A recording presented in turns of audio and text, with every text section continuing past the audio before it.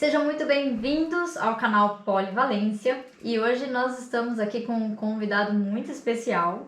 Nós vamos falar de várias coisas, também vamos falar de superação, de hipnoterapia, né? E vamos falar então com o Mímico Everton, ele que escreveu esse livro aqui, a biografia dele. Eu tenho certeza que deve ter muito mais histórias, isso aqui é só um recorte, depois de 30 anos de carreira, não é mesmo, Everton, esse livro aqui? Esse é o de 30 anos, hoje, atualmente, 40 anos já. Exatamente. Então, nesse ínterim já tem muito mais história pra gente conversar aqui com o Mímico Everton. Então, seja bem-vindo, Everton, aqui ao nosso canal, né, no canal Polivalência. Nós estamos então retomando, o pessoal já está sabendo aí que nós estamos retomando nossos vídeos sobre saúde mental, sobre felicidade. E parece, né, Everton, que você trabalha também com felicidade, não é verdade? Eu que agradeço a oportunidade de poder estar com vocês no canal Polivalente e falar sobre felicidade, sobre alegria, sobre trabalho. O prazer é meu e muito obrigado. Então seja bem-vindo. Uma primeira pergunta, então, para quem, né? Muitos já vêm para esse vídeo conhecendo o Everton, mas sempre aparece alguma coisa nova, né? Então, para a gente poder, para quem não eventualmente possa não te conhecer, quem que é o Mímico Everton? Como é que você se apresenta ou como você gostaria de, né, já poder mostrar assim um pouco sobre você para essas pessoas que às vezes pode ser que não conheçam um pouquinho da sua história? O Mímico Everton, ele já foi bancário, né? Já trabalhou no Bamerinos, trabalhou no Banestado, ele serviu o exército aos 18 anos como conscrito. O Mímico Everton decidiu ser mímico aos 23 anos, quando conheceu o mímico peruano Jorge Acunha Rassuri. Aos 32 eu conheci a Rosane, minha esposa, né? Completamos agora 30, vamos para o 31º ano de vida em conjunto. O Mímico Everton adora o que faz, ele escolheu uma profissão que pode chegar no coração das pessoas para resgatar valores que as pessoas às vezes perdem sem perceber, que é a questão da ingenuidade, né? Da inocência, da alegria.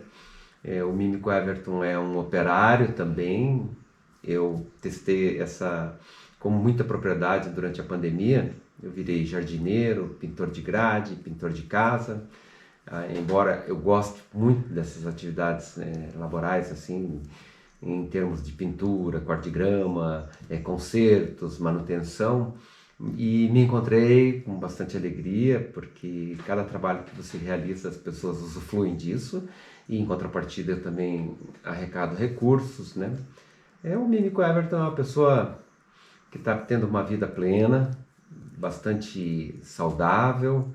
63 anos de idade não se faz todos os dias, né? E já se entregou aí nas idades, né? Você estava fingindo que tinha 40, agora já não pode mais dizer, já está documentado aí. É verdade, né? Quando fica gravado 40 anos de mímica, parece ser jovem, né? Mas eu tenho assim uma alegria tão grande. Quando eu tirei o cartão do idoso aos 60 anos e coloquei no carro assim, parece que foi uma etapa bacana, é legal. É uma gentileza do universo me dar todo esse tempo de vida, né? E olha, depois dos 63, todo dia é um dia, viu? Um dia que tem que ser bem experimentado, bem vivido e com a esperança de você ter outro dia. É bem diferente de quando eu tinha 22 anos de idade. Hoje eu não corro riscos. Hoje eu cuido da manutenção do corpo, né? E Everton, uma coisa que nós já discutimos em vídeos anteriores, né, que o polivalente, muitas vezes ele tem dificuldade de foco. Por quê? Porque quando a gente sabe fazer várias atividades, muitas vezes a gente fica, né, com essa gestão, né? Você comentou aí a habilidade, vamos dizer assim, manuais, né? E o que veio primeiro para o Everton? Veio primeiro essas habilidades diversas ou a mímica? Porque como que foi essa gestão de objetividade? Porque a gente costuma defender, né? Muita gente criticava a polivalência por dizer que as pessoas se dispersam. E a gente não concorda com isso. A gente concorda que quanto mais você tem polivalência, não quer dizer que você não precisa dispersar. Você pode ter a sua especialidade. No caso, você firmou a sua identidade como mímico, né? Embora tenha várias outras habilidades comerciais, habilidades, né? Como que foi para você essa questão? Olha, E foi uma descoberta, eu imagino, que quando eu conheci a mímica, a necessidade primária era de viajar. Eu queria viajar, eu queria conhecer o mundo, eu queria conhecer pessoas. Eu gostaria, assim, eu tinha uma vontade muito grande de conhecer lugares, né? E eu sempre pensando nisso, eu pensava na profissão, porque já tinha tido experiências como trabalhar num banco com 16 anos de idade. E era um banco importante, principalmente na cidade onde eu morava, que era Missal, né, na minha juventude. E depois eu tive uma outra experiência incrível, foi no Exército, que também tive a oportunidade de, saindo do Exército, optar pela Receita Federal ou pela própria Itaipu, que na época estava sendo construída.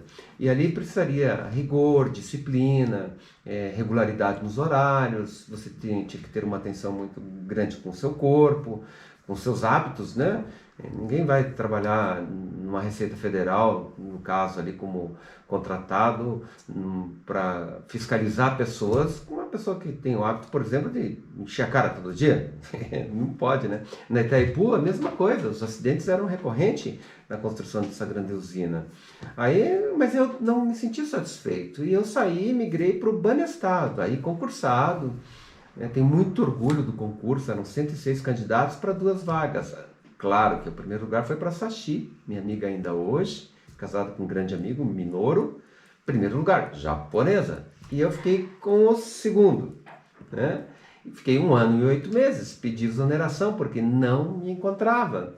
Aí quando surgiu a oportunidade da mímica, numa viagem, indo para o Peru, pelo Trem da Morte, que é uma viagem que eu acho que todo adolescente, todo jovem, e até mesmo de maioridade, deveria fazer essa viagem, né?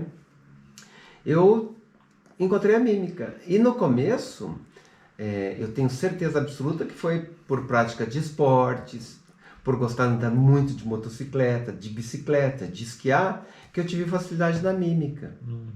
Mas eu visualizei na mímica uma oportunidade de poder dizer para as pessoas que elas podem transformar a vida delas de acordo com como elas desejarem.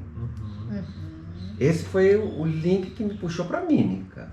Era assim, de não ajudar as pessoas, é de pôr uma possibilidade para ela que ela pode fazer algo além do trivial ou do que aquilo que a sociedade está determinando naquele momento, né?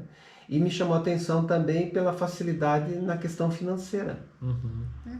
E uma dúvida, Ayrton, você sabe dizer, assim, se você fosse chutar um número, de quantas apresentações você já fez? Eu, por borderô de teatro, contratos em teatro. Tirando o borderô, apresentações que você já fez até informais para público assim, tipo 20 pessoas. Se você conseguiria chutar um número. Eu chutaria. Porque eu mesmo já vi algumas apresentações, mas eu já sei que vira e mexe você, né, teve dias que você fez tipo 2 apresentações, né? Então, chutando assim, você acha que daria quanto, mais ou menos? De 1983 até o ano de 1992, eu fazia as apresentações na terça, na sexta-feira à tarde, no sábado de manhã, no sábado à tarde e no domingo de manhã. Durante esse período que eu fiquei com a base em Curitiba, a feira de domingo, minhas apresentações eram para, no mínimo, 1.000 pessoas que passavam ali. E considerando que quando eu visito escolas, são sempre 600, 700 crianças por dia, no mínimo. No mínimo. Há situações de chegar, às vezes, a 2.000 alunos num dia. Como eu era saudável, o corpo mais forte, então eu trabalhava, fazia temporada assim, muito grande. Eu lembro na Bolívia de fazer 5 apresentações por dia durante 3 meses. Eu tive um grande produtor, o Francisco Norberto Lima, de Florianópolis, ele é conhecido como o Fran. Então esse é um produtor que me fez trabalhar e também trabalhou com o Jorge Acunha em temporadas. Eu já fiz esse cálculo, eu acredito, seguramente com mais de 4 milhões de espectadores. Espectadores. Mas em apresentações você não... um chute assim, sei lá, mais de 3.000? Olha, mais de... Não, mais. Se você considerar só Curitiba, se eu trabalhar no mês fazer 30 apresentações, que seria... Uns 300 o mínimo, 300 por mês. 300 por mês, não, 300 no ano, né? Seria em 10 meses, seriam 300, seriam 400 por ano. Sim. 400. Isso assim era com regularidade leve, porque era na terça, Nossa. era na sexta, 2 no sábado, 1 no domingo, mas 40 anos vezes 500 apresentações por ano. Aqui, ó, 16 mil apresentações no cálculo de... De uma pessoa de humanas. de uma pessoa de humanas. 16 mil por baixo, né? Deu uma caída na época a única que deu a caída mesmo foi na época do Covid, que a gente tinha que ficar em casa, né? Ali você se obrigou a fazer um exercício da aposentadoria, né? O exercício e preocupações econômicas, porque eu nunca tive problemas assim, enquanto mímico, para a sustentabilidade de uma vida normal. Nunca tive um carro 0 quilômetro, nunca tive essa facilidade. Porém, se eu pegar as minhas caixas de sapato de passagem de avião que eu tenho guardado, dá para comprar muitos carros. A viagem sempre foi um valor, desde que você começou até né, essa época atualmente, né? Porque hoje você está aqui em Foz do Iguaçu, mas você é de Medianeira, né, e já viajou o mundo todo aí fazendo apresentações, né? Para vocês terem uma ideia, o Everton, quando eu era adolescente, né, na escola, ele já foi numa escola lá em Guarulhos que eu estudava. Então, realmente muitas pessoas que estão nos assistindo podem até escrever no comentário onde foi a sua escola, onde foi o seu teatro que você assistiu ou que você conheceu, né? Que realmente mostra essa questão da viagem, né? Que ele está falando que é uma necessidade de realização, né? Sim. Esse é bem interessante, esse alcance, né? Você fala Guarulhos, né? Eu recebo, recorrente receber nas minhas páginas, né, no Facebook, as pessoas relatando de apresentações que eu não lembro, às vezes, o local. E aí, puxando a memória e recorrendo aos meus arquivos, porque eu guardo tudo, todas as matérias. Para vocês terem uma ideia, essa é uma mala normal de viagem assim, considere aí umas 8 malas de viagem só de material guardados em jornais, em congressos, seminários, aulas, aberturas de temporadas das aulas magnas em universidades, né? É muito, muito, muito, muito longo esse caminho. Inclusive, uma dica para o seu canal, como eu já ouvi várias histórias, né? Histórias, além da história criada na mímica, né? O Everton tem várias histórias da vida dele. Então, de repente, no seu canal, você poderia criar um quadro lá, tipo assim, as aventuras do mímico Everton. Aí você conta, quando você vai contar um caos, só recorta aquele caos e conta lá na frente da câmera. Nossa. Eu acho que seria uma coisa bacana, né? De vez em quando tiver uma ideia, conta lá no seu quadro.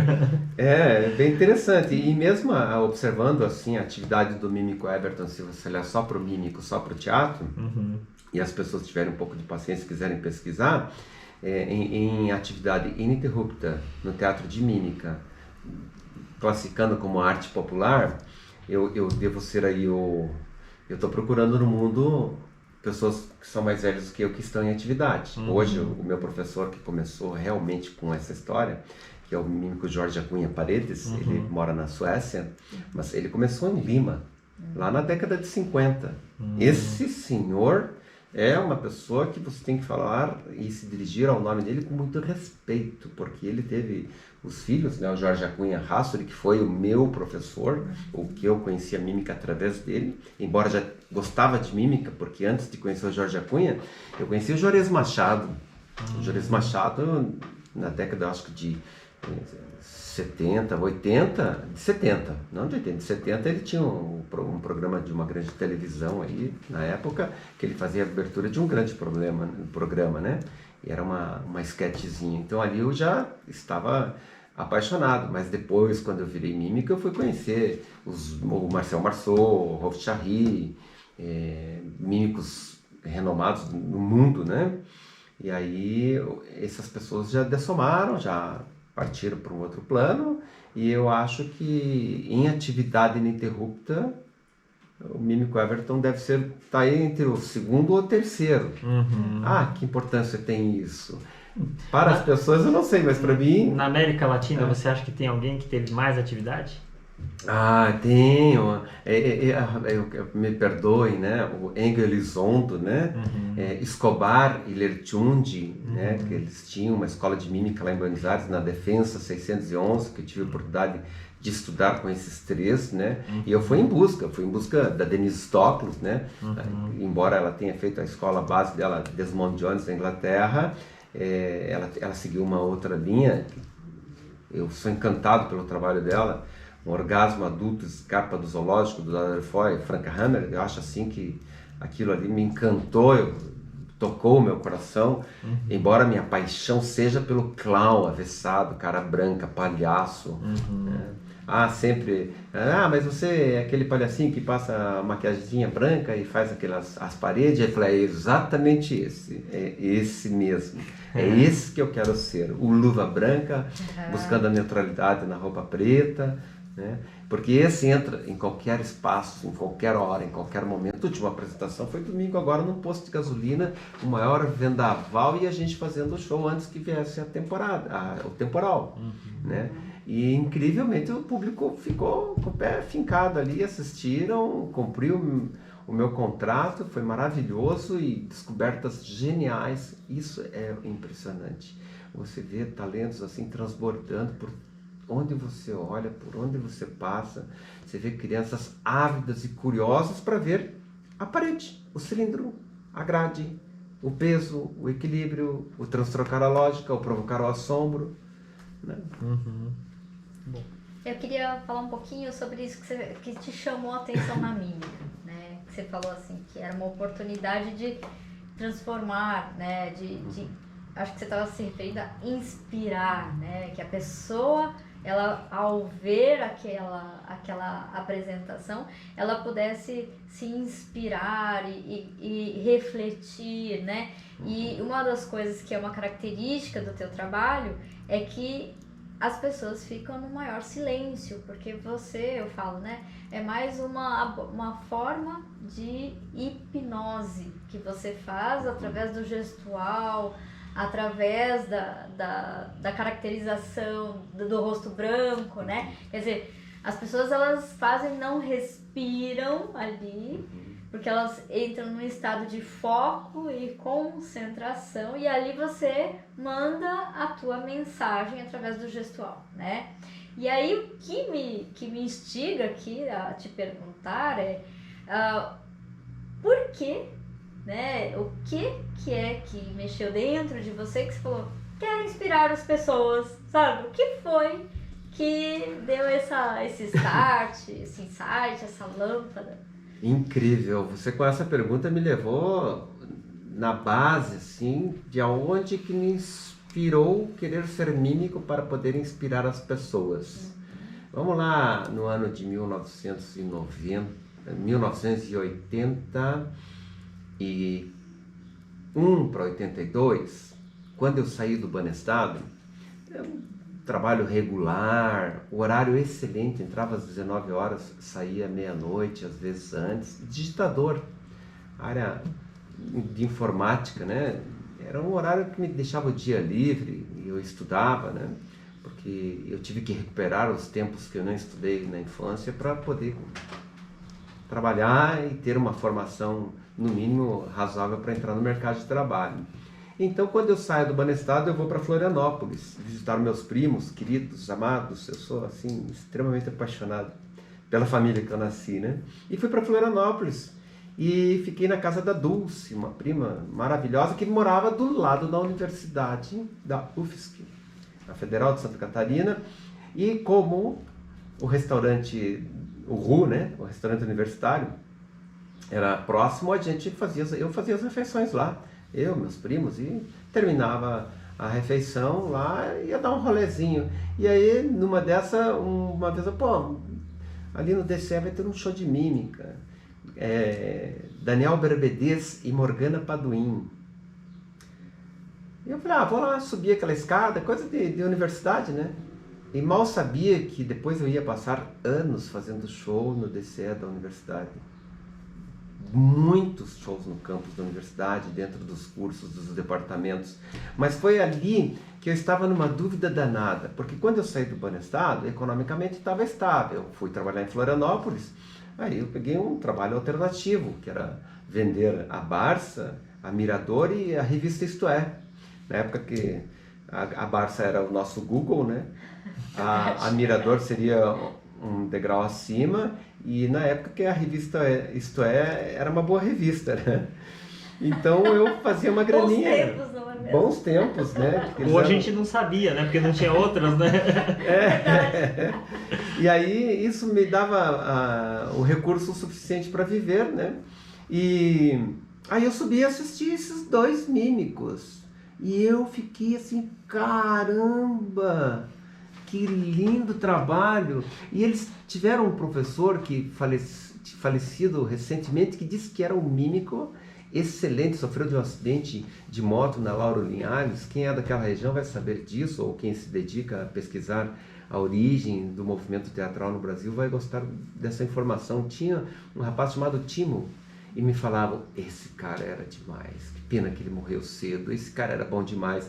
E aí aquilo ali, naquele momento, Daniel Berbedez e Morgana Paduim, o Gabriel está em Buenos Aires, um artista excepcional e não parou de trabalhar. A Morgana Paduim, a última informação, parecia que ela estava no Sesc Senai, ou Senac, alguma coisa ali em Florianópolis, mas independente. Naquele momento da vida deles, eles falaram, cara, a mímica é maravilhosa. E a viagem para o Peru não foi em busca da mímica, foi em busca de balada, festas, conhecer o Trem da Morte, aventura. E foi aí que eu conheci o mímico Jorge Acunha, que estava retornando de um trabalho que ele veio fazer no Brasil, mas já estava voltando para a Europa, mas ia em Lima visitar a mãe dele. Mas a inspiração foi quando eu percebi o Daniel e a Mônica e todos aqueles alunos ali da universidade estavam concentrados naquilo que estava vendo, assim como eu fiquei também. E quando eu conheci o Jorge, eu falei, opa, o universo está conspirando para a minha felicidade. E eu entrei de cabeça, chutei o balde, e você quando decide largar a parte financeira, largar a vaga na República, que logo eu saí da casa da minha prima, aluguei um apartamento com os amigos, né? Eu entrei de cabeça nessa questão da mímica, e eu acredito realmente que o nosso amigo Elias Bassi, querido Elias Bassi, ele fez isso essa semana, depois que eu fiz um trabalho com vocês, comentando a minha leveza e a minha predisposição para perceber coisas que eu até então tinha percebido. Ele falou, mas Everton, o teu trabalho ele também é de hipnose, ele também alcança as pessoas e você consegue colocar ideias ali também.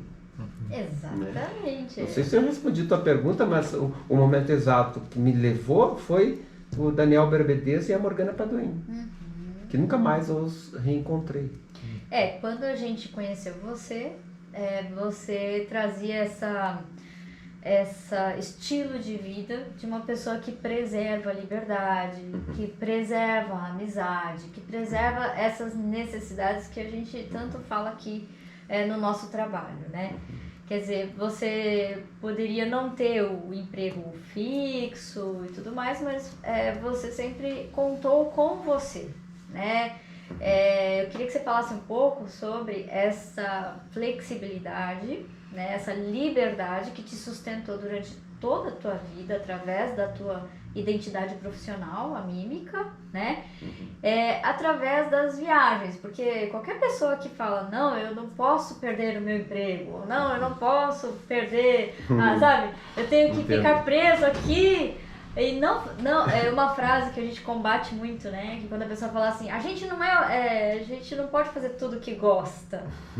Aí eu trago aqui o Mímico Everton para dizer para vocês se é possível, né? A gente fazer o que gosta. Com 40 anos de atividade, você pode considerar o que eu posso falar a vocês. Você deve fazer tudo que você gosta.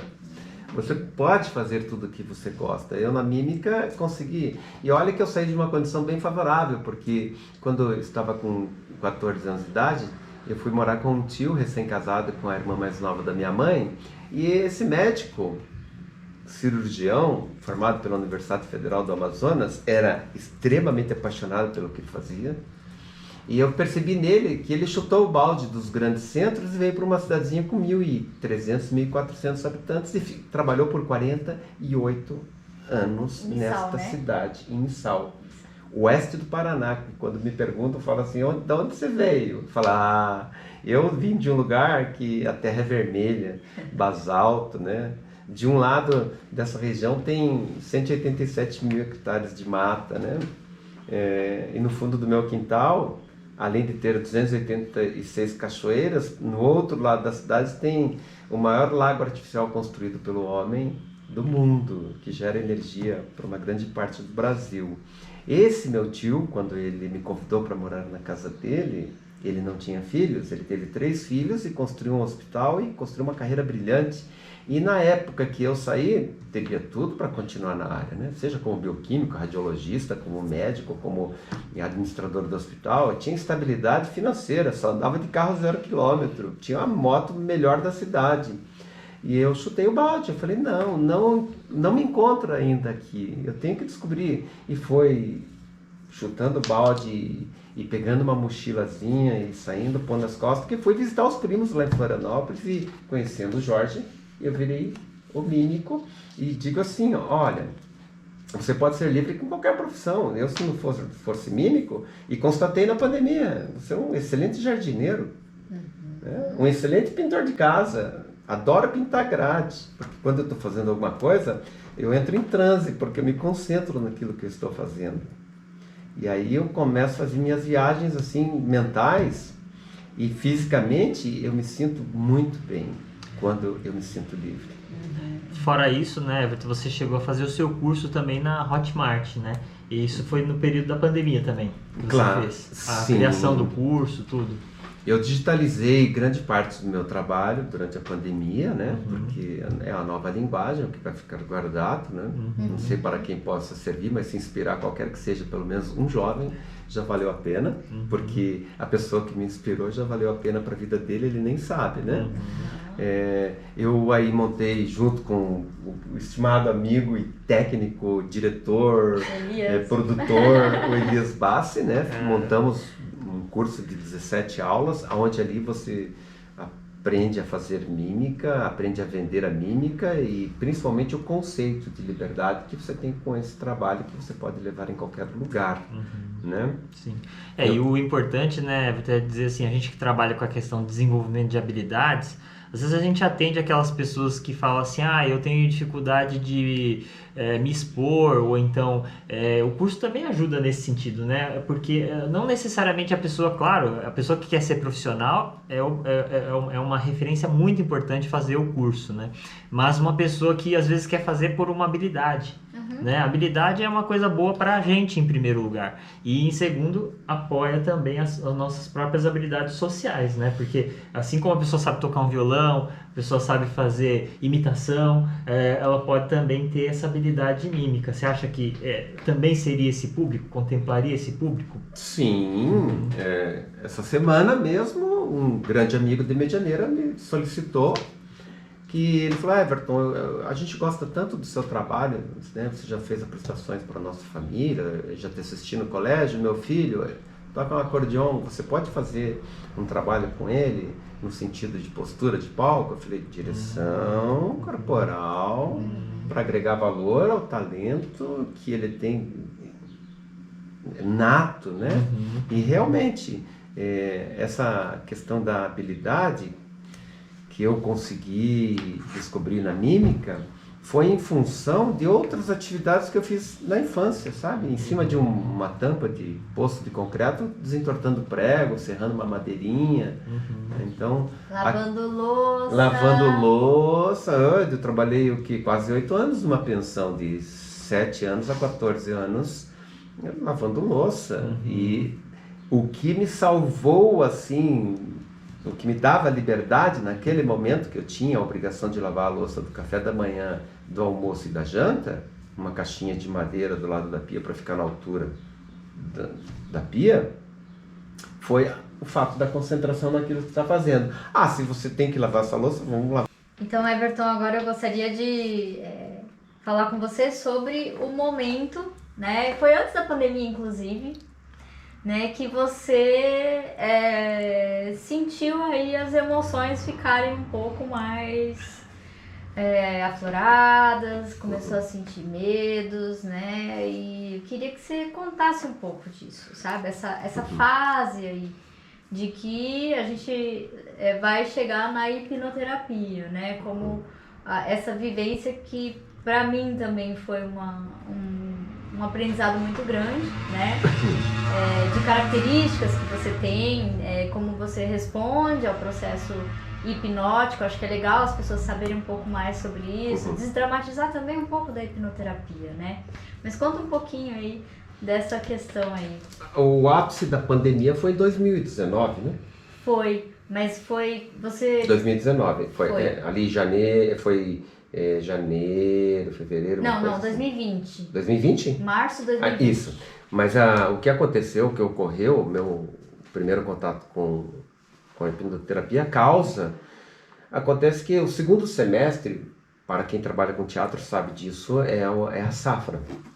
Então eu me organizo para ir para uma cidade que eu tenha segurança que eu vou ter contratos de trabalho. E foi então que eu fui para Formosa de Goiás, que fica a 70 quilômetros de Brasília, onde eu tenho uma sobrinha que faria uma viagem para Londres, assim como ocorreu. E eu iria para lá para cuidar do Hank e os gatinhos dela. Porque essa é uma técnica muito bacana para viajar, que é você cuidar de animais, tendo um trabalho que você pode levar com você, você vai cuidar dos animais, você recebe um valor por isso, você tem uma hospedagem, você tem alimentação, porque as pessoas normalmente deixam a geladeira confortável de alimento, então baixa o seu custo. E daí você cuida o animal certinho, a comida, leva a passear, dá o atendimento amoroso para o animal, e aí você depois vai na rua, faz o show e volta. Mas eu escolhi por que Formosa? Primeiro porque a sobrinha precisava atender essa necessidade de dar qualidade de vida para os bichinhos dela.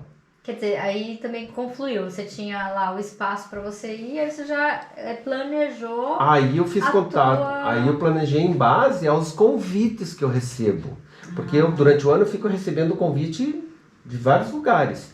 E aí teve 16 escolas da região de Formosa, da cidade de Formosa, 16 escolas que falaram: Everton, você pode vir fazer o trabalho aqui porque nós estamos com saudades de você e do seu trabalho e já faz 5 anos que você passou por aqui. Ok, que bom. E eu não tive dúvida, fui. Mas eu procuro ser uma pessoa educada. Além de ser profissional, eu vou primeiro na Secretaria de Estado e na Secretaria Municipal para pedir autorização para ir nas escolas oferecer o trabalho. Ocorreu que eu cheguei na Secretaria Municipal no ano de 2019, em termos de agosto mais ou menos, e a secretária, quando percebeu que eu não tinha o viés político semelhante ao dela, ela falou para mim com estas palavras: você não tem espaço aqui. Eu falei: mas quem está me convidando são determinados professores. Por que eu não tenho? E a razão foi política. Ela falou: não, aqui você não trabalha.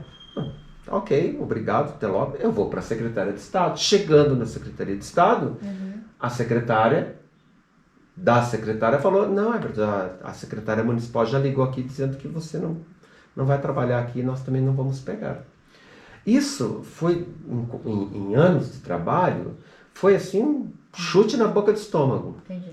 Volto para casa, onde estava cuidando do Henry e dos gatinhos, já com um batimento cardíaco totalmente diferente do normal.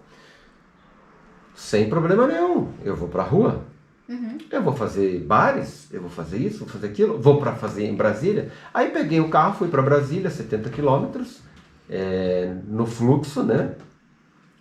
De quem vai trabalhar em Brasília, quem conhece a região sabe o que é isso. E fui nas escolas e fui extremamente bem recebido em Brasília. Independente de questões políticas. Então eu fazia 70, 80 quilômetros de manhã, 70, 80 quilômetros para casa, para cuidar dos bichinhos. E eu comecei a ficar triste, porque quando eu estava só em Formosa, eu tinha o horário do almoço com os animaizinhos, com os bichinhos, e estava sobre meus olhos. E isso foi me incomodando, foi me incomodando.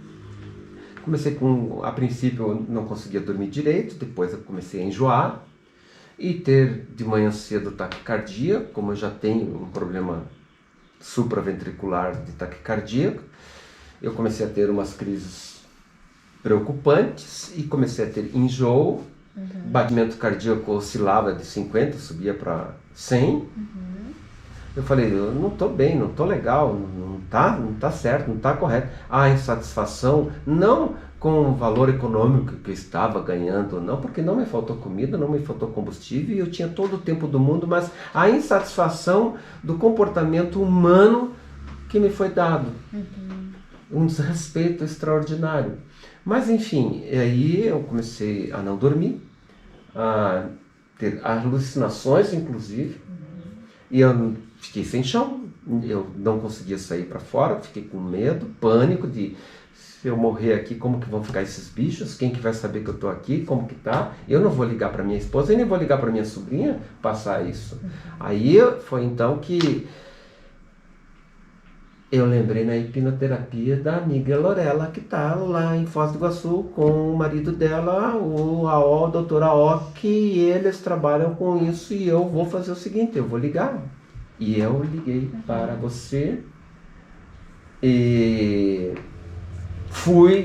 procurei um médico, fiz uma consulta, ele me passou sertralina. Ele falou, toma isso aqui por enquanto, que eu falei para o doutor, eu preciso aguentar mais 45 dias aqui. E tá feio. E não estou falando assim só de questões físicas, a mente humana é uma coisa muito complexa. Ela te derruba mesmo. Aí eu tomei a sertralina dele, mas a hora que eu conversei com você, as coisas começaram a se estabilizar um pouquinho. E foi marcado, o meu voo era para uma sexta-feira, eu cheguei na sexta à noite aqui em Foz do Iguaçu. E domingo, segunda-feira, eu era outra pessoa. Após as imersões que nós fizemos, eu tenho noção, eu tenho uma memória emocional, talvez seja por isso que eu tenho meus problemas também, né? Porque eu me apego muito às minhas memórias emocionais, mas nesse momento eu posso afirmar que eu me lembro exatamente como eu me sentia na sexta-feira, às 19 horas, e como eu já estava no domingo à noite, e como eu melhorei na segunda, na terça, na quarta-feira. Foi assim, esplêndido, foi muito rápido. Agora, eu não sei se a assertividade depende da concentração também de você aceitar ou não as propostas que você propõe, né? E eu, talvez por ser do teatro, tenha uma facilidade melhor, mas a necessidade de melhora era evidente, eu precisava melhorar, porque eu estou numa fase maravilhosa. Você, quando chega na maturidade, que você está com 59, que era no meu caso, né, 60, 61, você valoriza cada segundo da sua vida, não é? Cada dia, cada ano, cada semana, cada segundo. E quando você perde o chão, quando você perde a estabilidade de memória, o controle motor, equilíbrio, não consegue respirar, a visão deturpada, eu sentia muita dupla visão, não conseguia, estava tendo dificuldade para dirigir. Olhar para o lado parece que está cheio de fantasmas, é uma coisa assim bem desagradável, né? E o que me chama a atenção é a forma, a imersão que eu tive dentro para buscar quais eram as razões. Então, até esse dia, você já tinha feito algum procedimento de hipnose? Não. Nunca tinha feito. E em relação ao que você achava da hipnose? Porque quando a pessoa ela vem para o tratamento, ela não está preocupada muitas vezes com a hipnose, essas coisas, né? Porque mais as pessoas que são curiosas, né? Que ela já assiste, às vezes, o Pyong, assiste demonstrações de palco, e aí ela fica, às vezes, empolgada com o lado da hipnose, né? Mas você estava vindo por causa da necessidade de tratamento, e aí, nessa hora, às vezes, a pessoa não está preocupada com a metodologia ou como vai ser feito. Você tinha alguma expectativa, ou o que você percebeu ao vivenciar a experiência do que você tinha de ideias relacionadas à hipnose? É, eu via, o que eu via sobre hipnose era o trivial, né? Era o trivial, esses programas de colocar agulha, né? Eu lembro lá pelos 19 anos, eu acho que, eu posso estar falando bobagem, Edgar Schitz, era um parapsicólogo da época, que eu assisti alguma coisa assim, mas eu nunca, durante já a atividade teatral, eu já percebia e não sabia que eu hipnotizava a plateia. Isso, você aprendeu que aquilo era hipnose, né? Isso é. Quando eu fui fazer a hipnose, conhecer e sentir os benefícios da hipnose, Lorena, né, e o Elias é uma pessoa um amigo muito próximo, e a gente conversou já sobre isso, né? Eu percebi que no teatro a gente pratica a hipnose, né? E por isso que eu percebo que as pessoas sempre quando vão ao teatro, elas saem diferentes, saem mais felizes, saem mais pensativas, e se aprofundam mais na literatura, ou seja, nas artes plásticas, ou seja, numa escultura. A hipnose ela é presente na vida da gente de forma essencial, né? Porque assim, você comentou assim, não sei se é porque eu mexo com teatro, né? É a minha resposta e tal.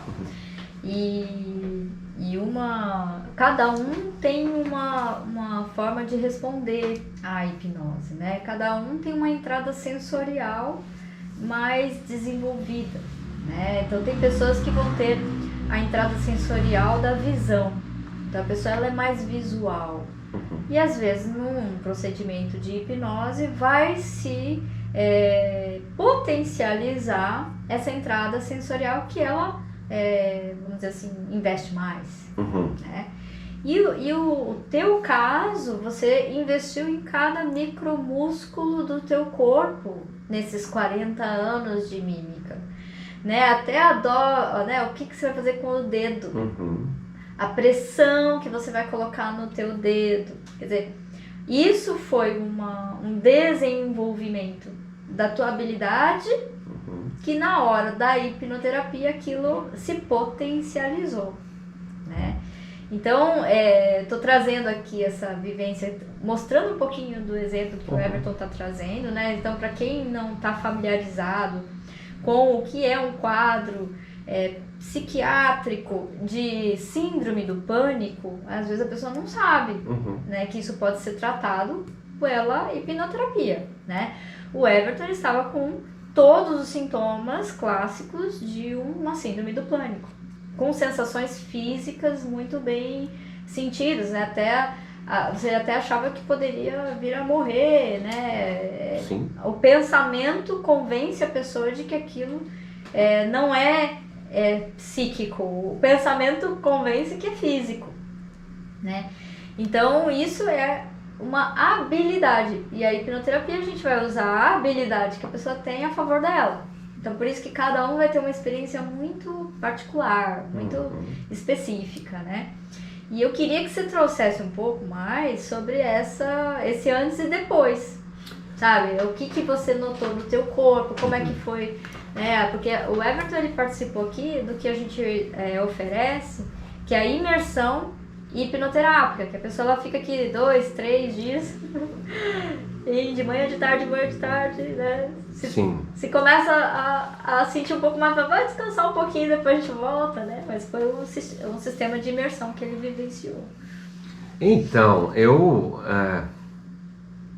antes desta situação, eu tive, desde o ano 2005, algumas crises de taquicardia. E nesse período aí que antecipou a minha ida, né, para Formosa de Goiás, uns 2 meses antes da saída, eu tive uma crise de ficar 42 minutos com 278 batimentos cardíacos. Nossa, puxadíssimo. O médico maravilhoso, nossa, um cara assim extraordinário ali de Medianeira, o doutor, ele é foi muito providencial, porque nós tivemos que fazer um procedimento de ressetar o coração. É uma injeção, um produto que você coloca na artéria, direto no coração, ele para, e com o risco de não poder voltar, mas ele resetou, voltou. Então eu já estava com essa situação peculiar de saúde. Né? Quando eu vou e passo por essa insatisfação, essa tristeza, esse aborrecimento, eu acho que se uma pessoa não tiver equilíbrio, ele é capaz de fazer besteira. Do medo que ele tem da morte, ele pode antecipar isso. Eu senti isso. Aí o que ocorreu? Após a primeira fase que nós fizemos, que você aplicou, eu consegui ter controle depois.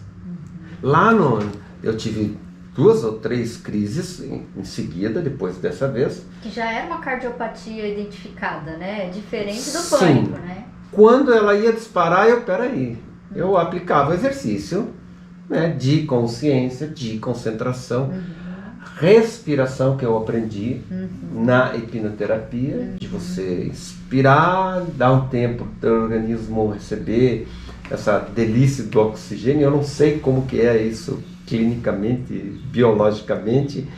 Então, só esses exercícios que eu aprendi na hipnoterapia, e ter, um controle mental para me concentrar do que eu devo fazer, senta, respira, e aí a tua mente trabalha melhor. Esses detalhezinhos que você citou aí, eu já tinha percebido que para você chegar a um movimento X, você precisa ter um processo para você chegar naquilo. A mesma coisa é numa crise cardíaca, uma crise de tristeza, uma crise de uma situação inesperada, e você começa a ter autocontrole. A mente ela é mais rápida, ela age rápido e ela já parece que bloqueia uma coisa que pode ser pior. E isso é hipnoterapia, sem dúvida nenhuma. Tanto que na segunda fase, que eu passei agora, recente, que né? foi uma tristeza também, aí já foi uma tristeza não do comportamento humano, indiretamente sim, porque foi um acidente de eu estar dormindo num lugar ermo, no meio de uma chácara, sem vizinhos, e um cachorro latindo. Esse cachorro, eu não sabia, durante a noite ele caiu dentro de uma piscina e ele veio a falecer afogado. Isso também me colocou na segunda crise, e aí eu imediatamente, mais rapidamente, cancelei tudo e fui para a segunda fase. E essa foi bastante puxada, né? Foi bem, mas também eu percebo já que eu estou tendo mais facilidades de resolução nas dificuldades que estão aparecendo, que se fosse há 2 anos atrás seria o fim. E agora você tira de letra, resolve rápido, sem deixar de atender a você mesmo, né? As tuas necessidades, assim, que você tem alguns procedimentos simples, né?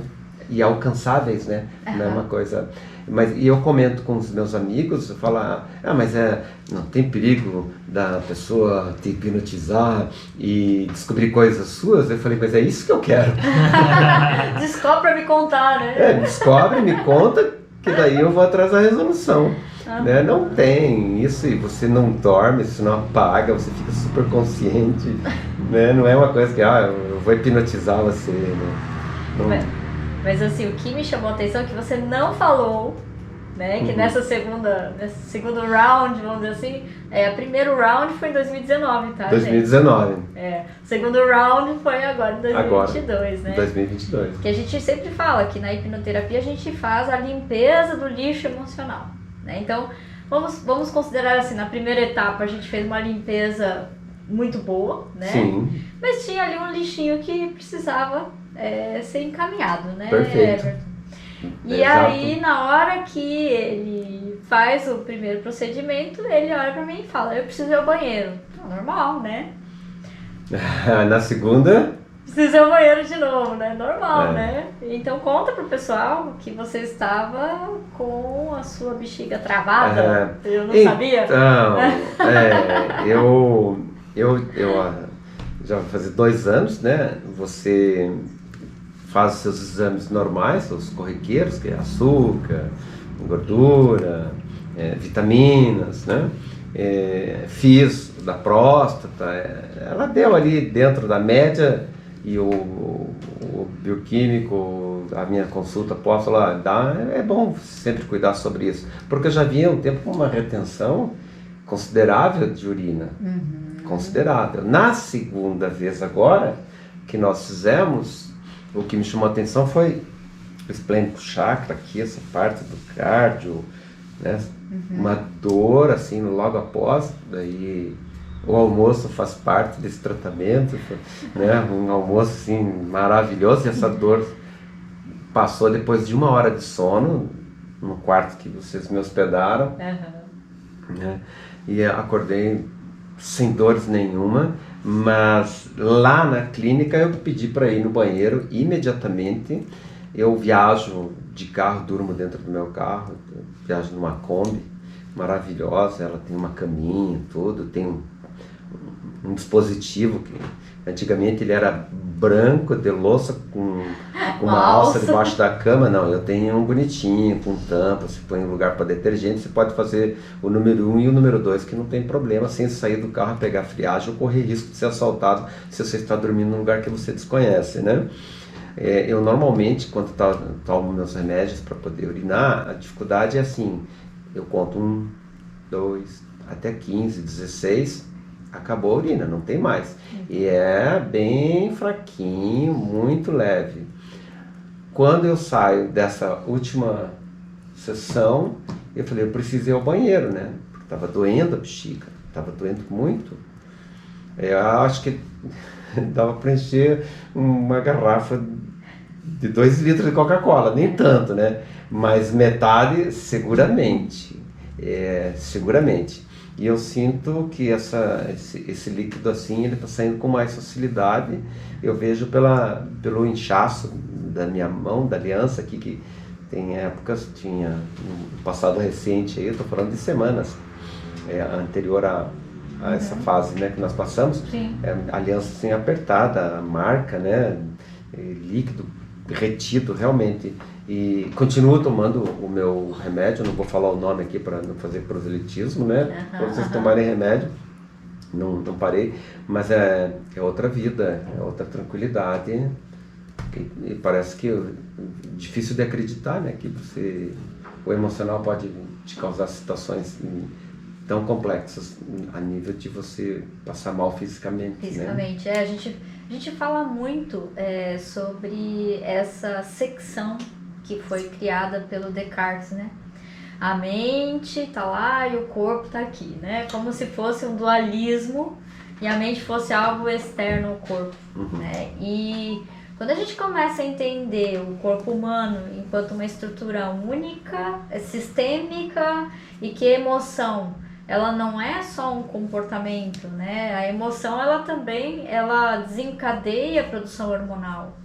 Ela impacta no funcionamento dos órgãos, né? Então, quando a gente vê um resultado desse, impactando até mesmo na diurese, né?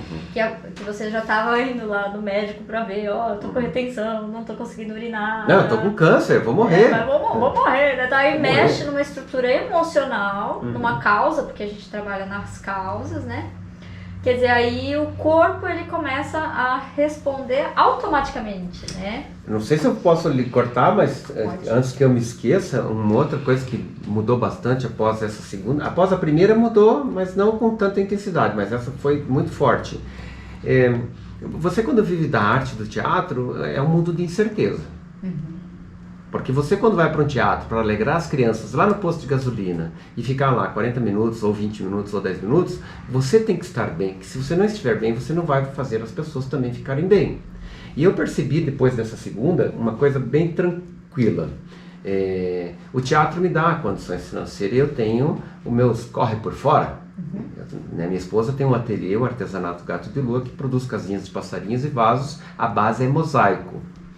E isso também me dava uma incerteza quando eu saía para oferecer e levar para os nossos clientes.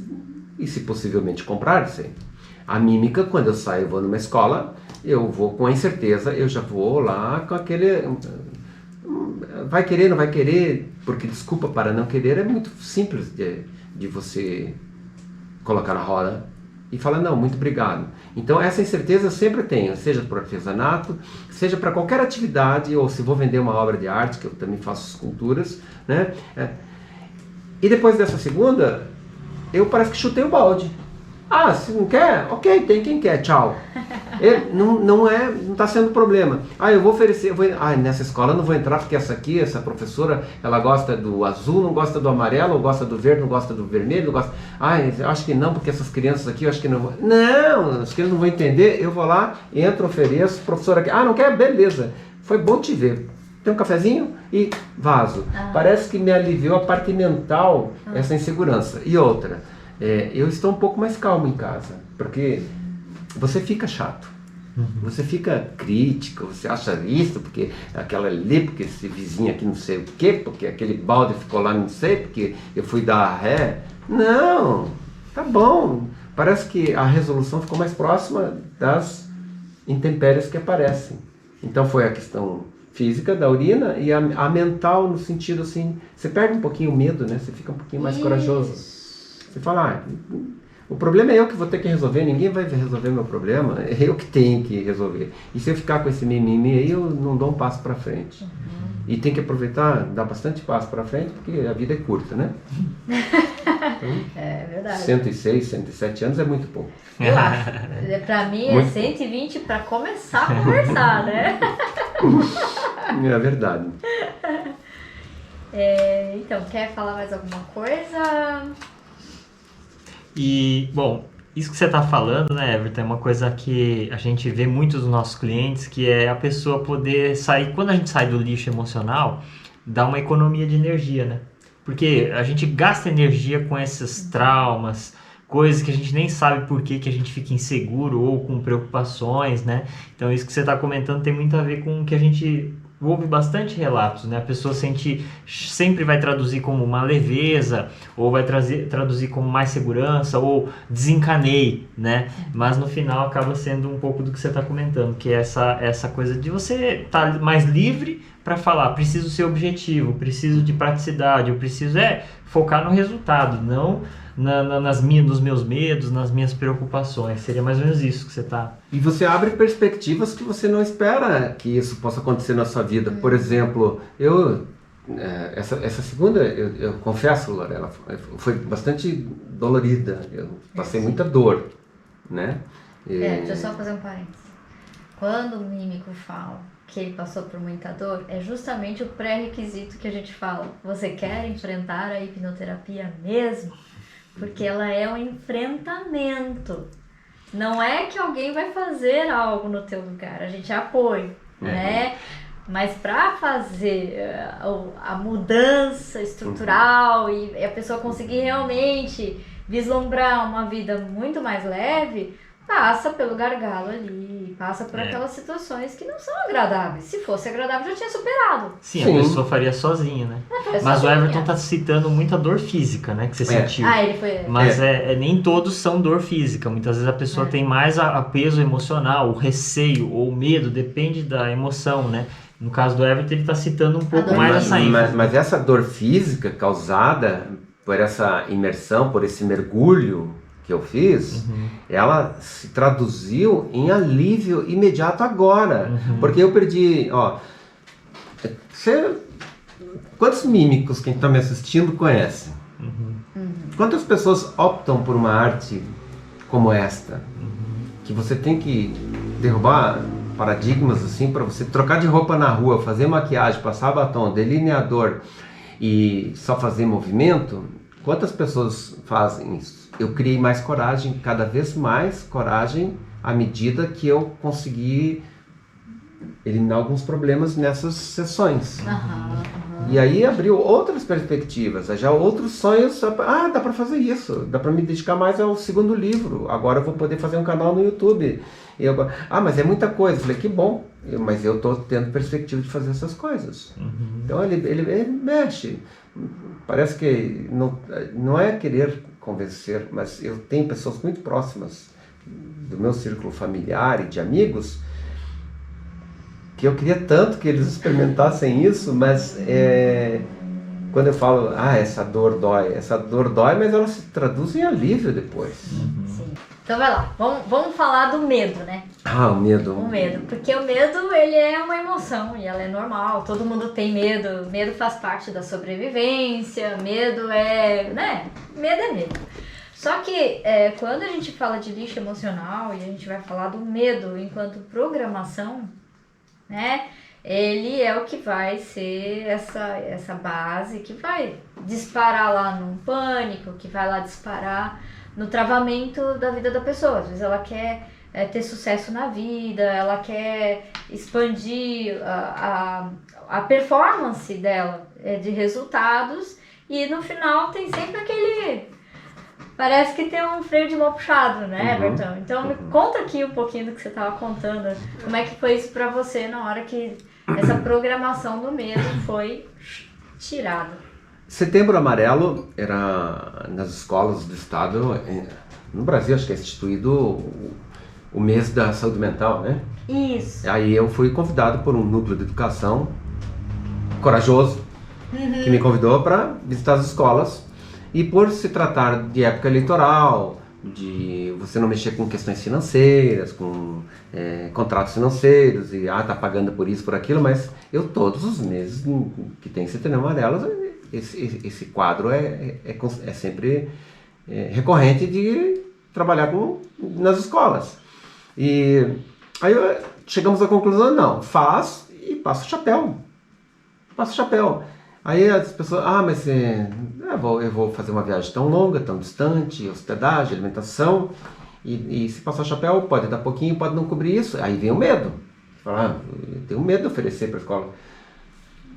Eu sinto que eu sempre tive um pouco esse medo, até mesmo na rua, quando se passa o chapéu, mas parece que está mais leve agora.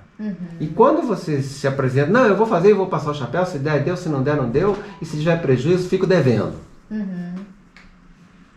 Parece que quando você entra na parada sem medo, se reverte tudo. As coisas parecem que se facilitam mais. Ou a plateia, ela sente que ela tem a obrigação de pagar, ou ela gosta mais, mas de acordo com o meu estado de espírito que me apresento para eles. Eu, quando me apresento com mais segurança e tranquilidade, seja o que for, as coisas rendem mais. Né? Rendem mais. Quando eu vou vender o artesanato, né? Eu não vou nessa floricultura porque eu sou o vendedor lá do artesanato Gadelua. A Rô, ela faz aquelas obras maravilhosas, eu ajudo, eu corto, faço eles pesados. Aí, né, a gente faz as casinhas de passarinhos que são lindas, que estão indo para o mundo inteiro, né? Inclusive na clínica tem algumas obras dessa lá lindas, né? Ficou mais fácil. Você sabe, se eu não for, vai dar errado igual. Então eu vou correr o risco de dar certo, né? Então foi. É saudável, é muito tranquilo. E hoje eu pergunto assim, nossa, como pode ser tão rápido, né? E é uma questão assim, que a cura parte de você mesmo, né? De você ali na hora que você, eu acho que pensa com mais intensidade, essa parte técnica, eu acho que vocês poderiam... Sim, a hipnoterapia, ela mexe diretamente com o hábito, né? E isso que você está comentando é um hábito antigo.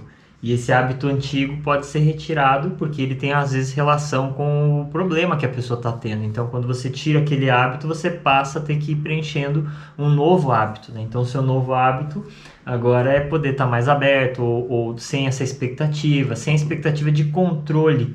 Porque isso a gente chama de expectativa de controle. É quando as suas ações têm que ser com base de que tem um resultado. Não tem. Não tem porque a gente nunca controla, né? Então as pessoas, quando vêm tratar relacionamento afetivo, ela fala, eu não tenho mais aquela expectativa de que o outro tem que fazer, eu tenho que monitorar, sabe?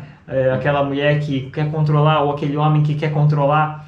Isso gera problemas emocionais na parte de relacionamento afetivo. No seu caso não era isso, né? Então era relacionado ao trabalho, relacionado à profissão.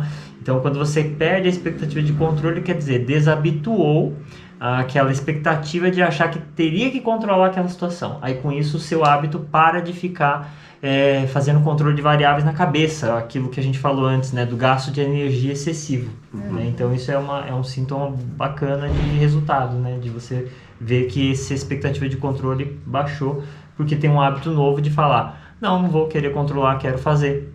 Eu já faço, qual o problema de eu só fazer? Vou fazer e vou analisar depois que acontecer, não antes, né? Não tentar antes ficar gastando tanta energia para controlar variáveis que no final às vezes nem interferem em nada, né? Não sei se é uma previsão, citar aqui um exemplo muito claro. Nessa minha última temporada eu fiquei hospedado nessa chácara que ocorreu essa infelicidade, que o cachorrinho que morreu no vizinho lá, por uma razão que entrou na chácara e acabou se afogando na piscina. Eu sofri, confesso, fiquei triste, que eu gosto muito de bicho. Em paralelo a isso, apareceu um cachorrinho que também ficou hospedado lá na chácara, né? E ela veio, chuva e tal, eu quero saber, recolhi para dentro de casa ela, né? Ela ficou lá. E quando eu trouxe, bom, resumindo, ela está morando com a gente hoje, é mais um membro da família, a Mima. Mas confesso que me apavorei, porque nós temos 7 gatos em casa. Mas no que eu cheguei, eu fiz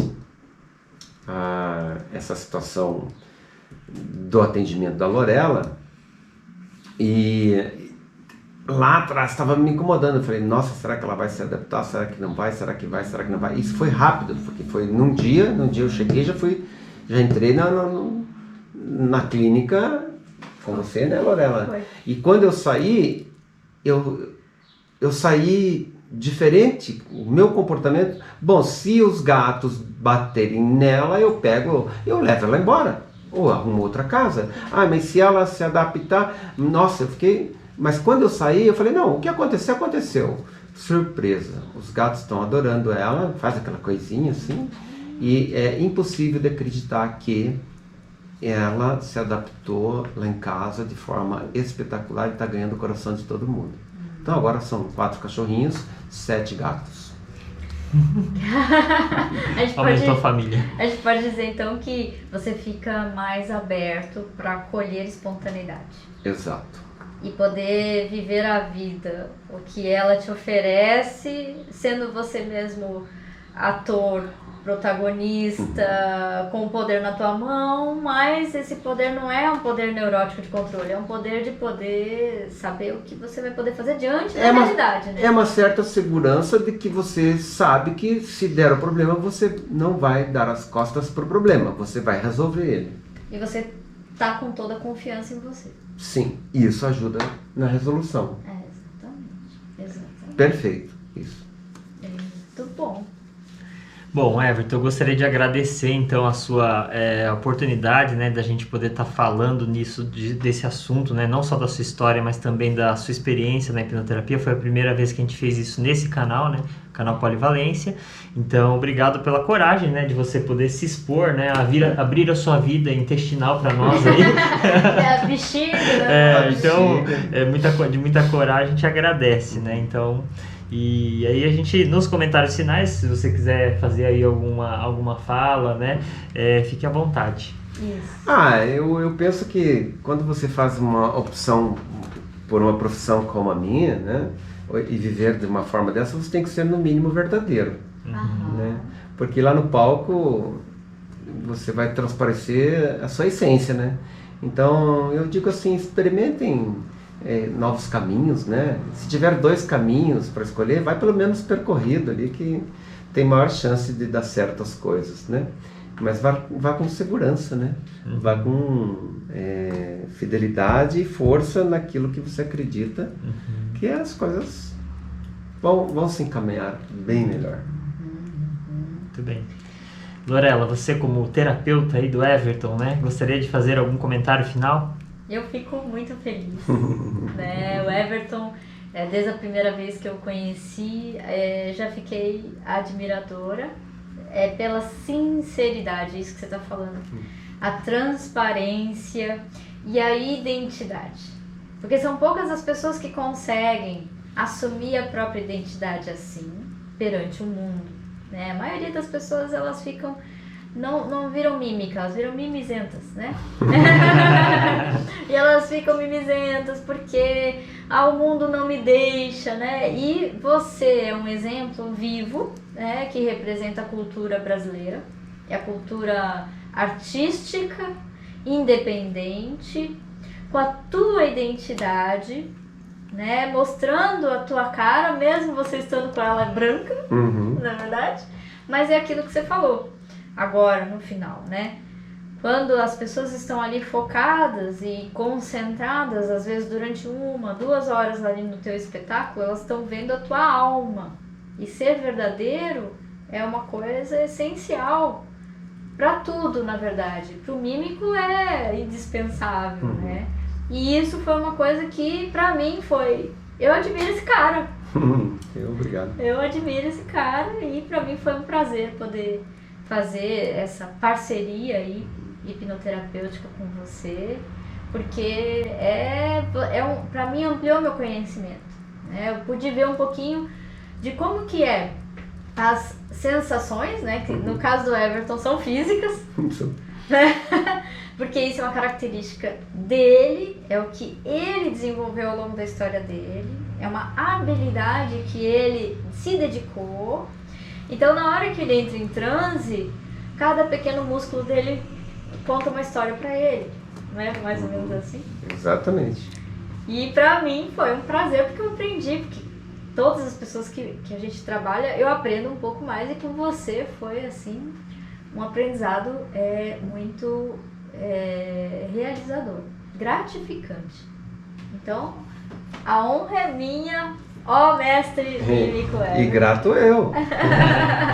Grato eu, sou bastante agradecido que eu também aprendo com vocês. Legal. Muito bom. E obrigado também a você que assistiu o nosso vídeo até aqui. No link na descrição do vídeo tem informações do Everton, o curso que ele realiza, né, as redes sociais dele, o canal também, que logo vai ter produção de novos conteúdos e também de acervo histórico do Everton, tá bom? Então até o próximo vídeo, obrigado. Até o próximo vídeo.